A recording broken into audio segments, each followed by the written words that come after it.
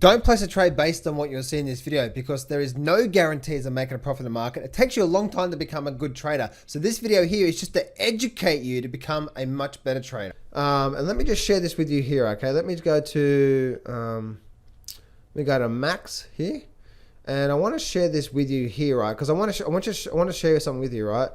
Every time we go through an expansion or every time we go through a bit of a recession, guess what? They print more money, right? But you'll notice that, right? Look at this here. Every time we go through a bull market, and then we go through an expansion, a bit of a drop in, what's the word for it?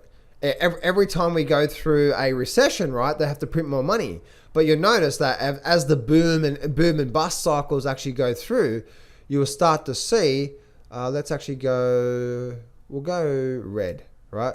So you'll see, right, over time, over this history through here, that you can see that the Fed's fund rate up here around 20% in 1980. And you can see, right, as time has gone on, every time they go through a recession period, guess what? They only can raise it so much until what? They prick the next bubble, raise interest rates, then the market drops, right? Then obviously interest rates drop. Then we go through a really good period right now, and they start to inflate prices. Then they have to start to raise interest rates again, right? Then the market comes up, and then guess what? Then they prick this next bubble by raising it too much, and then they come down, and then they go sideways, and then they raise it here. They get it to a certain point with the next expansion, and then guess what? Boom, right? And then we go through a bit of a bust, which is this is the 2020 bust, right? And then guess what? And then we go through a bit of a period where we go through the next recession. The market, the interest rates drop, the markets drop, everything's deflation, and then we go through another expansion period. And we go through the next expansion period, the interest rates rise as much as they can, and then guess what? Boom, right? They get to a certain point, prick the bubble. And that's when the credit and everything just starts to roll over. Because everything's been based on massive leverage and credit, this is the way it's been working, right? 2008, guess what? Same thing. And then they had to drop it down to zero. And then they kept it zero for a while. And guess what happened? After 10 years of all this sort of stuff, 2016, they started to raise it. They raised it up to as much as possible. And guess what? They pricked the next bubble. Now it's back down to here again. So you can see that there, right? Every time we go through an expansion, they have to raise it to cool it down and then drop it. Now, I want you to notice one thing as well too, right? Every expansion in history, every expansion that we actually see, you will notice what? You will notice that they can't actually raise the interest rates to the previous high point of the last expansion or the last boom. See that there? Why is that? The only reason why they can raise it to there before the next bubble is pricked, guess what? Because now they've got more debt, right? So the more debt they have, the less the interest rates can go up before it starts to prick something.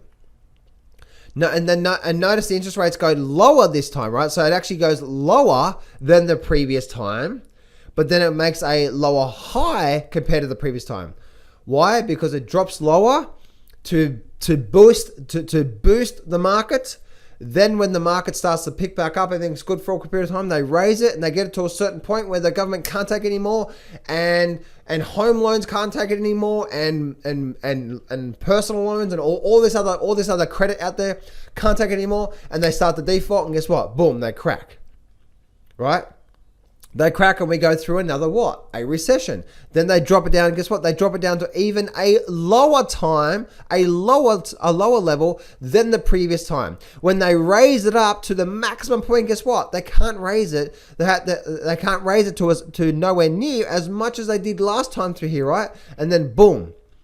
Right? They raise it to as much as they can, but because they've been accumulating more debt this time as well too, they raise it as much as they can, then the market drops, right? And then we go through another drop period through here. Notice how we actually went lower this time on this next recession here in the 2000s, right? The tech bubble. And then guess what happened? And then guess what happened? Then we went through a bit of an expansion, 2003 to 2007. But guess what happened, right? We started to raise and raise and raise and raise. We actually almost got to the limit, but we still made what? A lower high. The interest rates could only go to a certain point before it got too much, and then bam. And this time we actually went down to zero.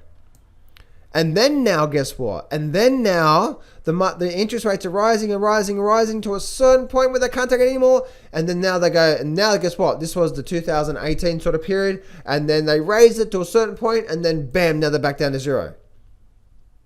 What's left? Another 0.5% and then dead?